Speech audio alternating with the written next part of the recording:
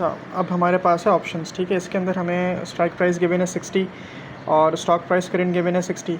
Time to maturity is 90 days. अच्छा, days में है इसलिए हमने उसको डिवाइड बाई 365 करके ईयर्स में निकाल ली value. Interest rate 5%, call put parity $5, ठीक है।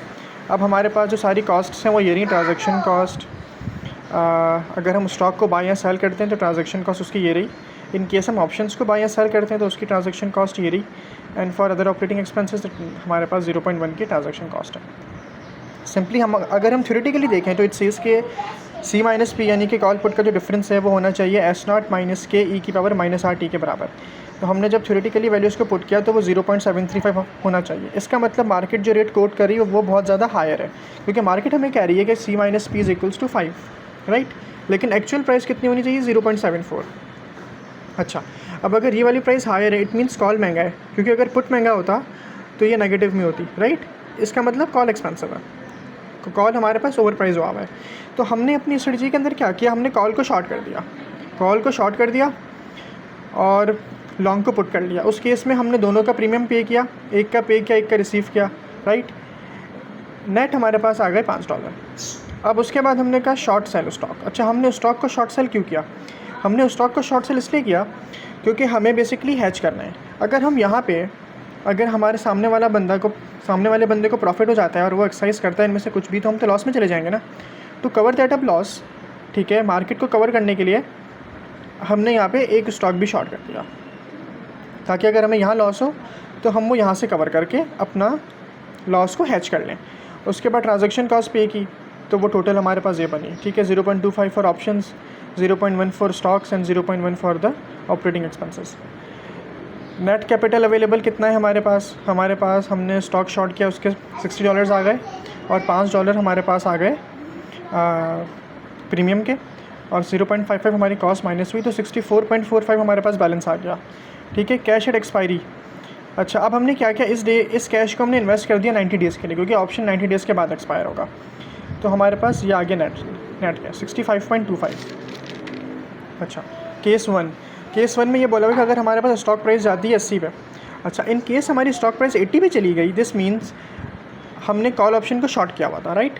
तो अगर हमारे पास स्टॉक प्राइस बढ़ गई 60 से 80 हो गई, तो मार्केट में 80 का है और हमने तो राइट टू बाय सेल किया हुआ था, तो बंदा आएगा एक्सरसाइज करेगा अपना ऑप्शन, हम उसको 80 का स्टॉक 80 वाला स्टॉक 60 में बेचेंगे, तो हम 20 के लॉस में चले गए, राइट, क्योंकि उसने 80 वाला स्टॉक हमसे 60 में बाय कर लिया और हमारा पुट ऑप्शन तो एक्सरसाइज होगा ही नहीं। और ये हमारा, अब हमने जो स्टॉक शॉर्ट किया वो हमें बाय भी करना पड़ेगा, राइट। जब हम उसको लॉन्ग करेंगे तभी देंगे ना, तो हमने उसको 80 पे लॉन्ग कर लिया, हमें ख़रीदना भी पड़ा, तो हमें 80 का यहाँ लॉस हुआ। तो इन टोटल हमारा जो लॉस हुआ वो 20 और 80 100 का लॉस हुआ, और 65 हमारा जो था 65.25 हमारे पास कैश अवेलेबल था, तो हम बेसिकली 34.75 के लॉस में चले गए। सिमिलरली अगर हमारे पास स्टॉक प्राइस गिर के 40 पे आती है तो सेम काम होगा, उसी का इन्वर्स, कि हमारा कॉल ऑप्शन एक्सरसाइज नहीं होगा और पुट ऑप्शन एक्सरसाइज हो जाएगा 20 के प्रॉफिट पे।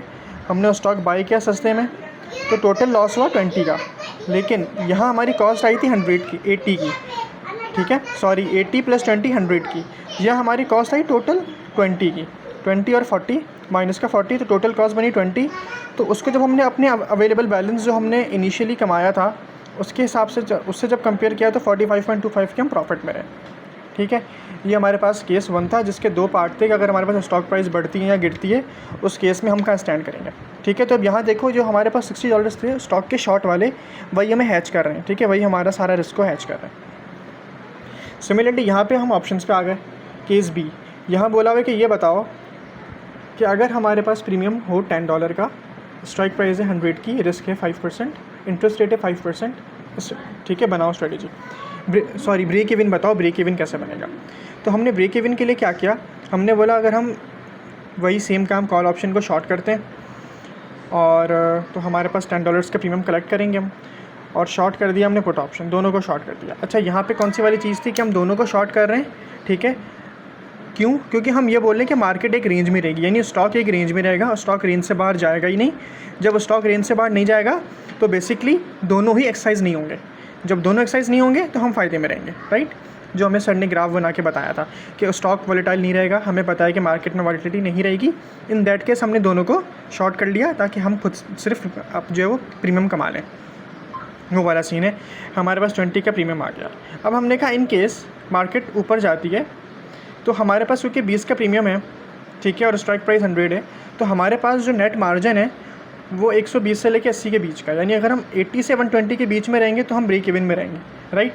अगर कोई एक भी एक्सेस हो जाता है, यानी स्टॉक प्राइस 80 से 120 के बीच में रहनी चाहिए, इससे बाहर गई तो हम लॉस में आ जाएंगे, ठीक है। Strategy yield a profit as long as stock price is within the range of 80 to 120, सही है। अच्छा, अब प्रॉफिट और लॉस पे आ गए। अब यहाँ हमने ब्रेक इवन पॉइंट बता दिया हमारा कि हमारा अपर ब्रेक इवन पॉइंट कितना है और लोअर ब्रेक इवन पॉइंट कितना है, यानी अगर स्टॉक इस रेंज में रहेगा तो हम फ़ायदे में।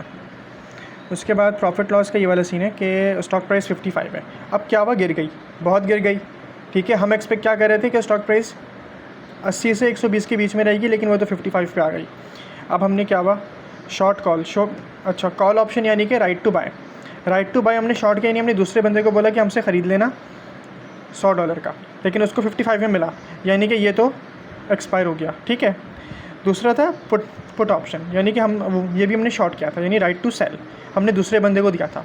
तो वो तो आएगा, बोलेगा हाँ भाई मार्केट गिर गई तो मुझसे महंगे में ख़रीदो, तो हमने उसका 100 में ख़रीदा, लेकिन एक्चुअल मार्केट कितनी थी, मार्केट प्राइस 55, तो इन दैट केस हमारा लॉस कितना हुआ, 45 का, ठीक है। और फिर हमने क्या किया, हमने बोला कि हमारे पास टोटल प्रीमियम था 20, हमारा लॉस हुआ 45 का, ठीक है। तो इन दैट केस हमारा $25 का लॉस होता है। इसी तरह अगर स्टॉक प्राइस बहुत ज़्यादा बढ़ जाती है, 200 पे जाती है, तो भी हम सेम कैलकुलेशन करेंगे, ये वाली यहाँ पे आंसर आएगा कुछ ना कुछ, और ये वाली चीज़ ज़ीरो हो जाएगी, तो हमारी जो नेट पोजीशन बनेगी उसका आंसर आएगा -80।